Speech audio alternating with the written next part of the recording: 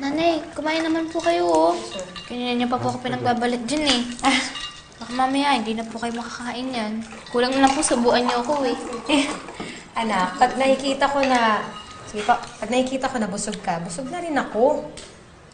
Sige po. Isabel, thank you nga pala, ha?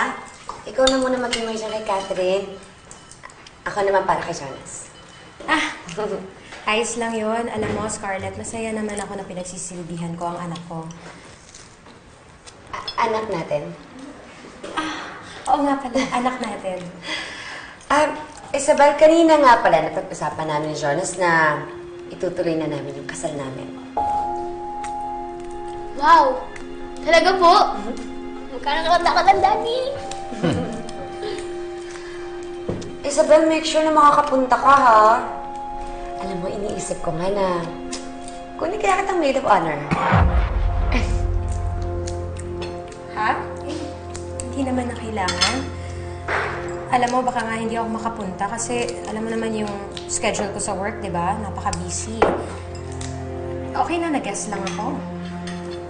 Ay, hindi, huwag ka mag-alala kasi ikaw ang unang-unang makakalam ng date and venue para naman ma-block off mo din sa calendar mo.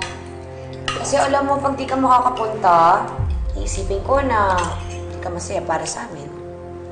Bakit hindi naman ako masaya para sa inyo? Exactly! Kaya nga dapat masaksihan mo yung kasal namin dalawa, di ba? What if kunin na lang kaya kitang ninang? Okay ba yun? Scarlett, parang masyado pang bata si Isabel para gawin nating ninang sa kasal. At saka, medyo matanda na rin po ako para maging flower girl, ah. Mami, inunahal ko na po kayo dyan.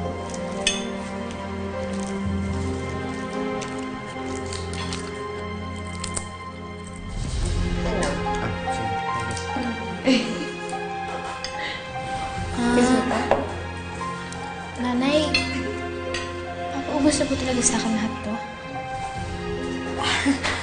Anak, grabe na parami pala yung paghimay ko. Sige, ugasan ko na lang na yung kamay ko tapos tutulungan kita kumain, ha? Ano? Ikaw?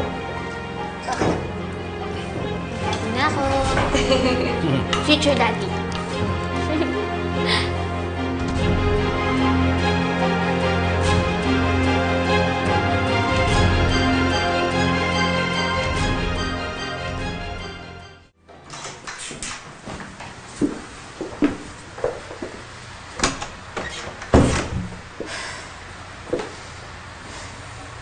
Ang bilis mo naman bumaliktad, Jonas. Isabel. Jonas, akala ko pa naman gusto mong malaman yung katotohanan tungkol kay Mama Tilda. Yung pala mas inuna mo pa yung pakikipagbalikan mo dyan kay Scarlett. Kaya ka pala hindi nagpaparamdam sa akin kasi ini-enjoy mo na yung feeling mo dyan kay Scarlett. Isabel, hindi mo naiintindihan. Anong hindi naiintindihan? Hindi naman ako ganun kabobo para hindi ko maintindihan yung mga bagay-bagay. Malalaman mo din ang katotohanan sa takdang panahon. Katotohanan? Bakit? Naging totoo ka ba sa sarili mo? Ha? Alam mo, hindi ko maintindihan eh. Yung mga sinabi mo sa akin noon, na sinabi mo sa akin, mahal mo pa rin ako. Ano ba yun? Totoo pa rin ba yun? O pinaglalaroan mo lang ako?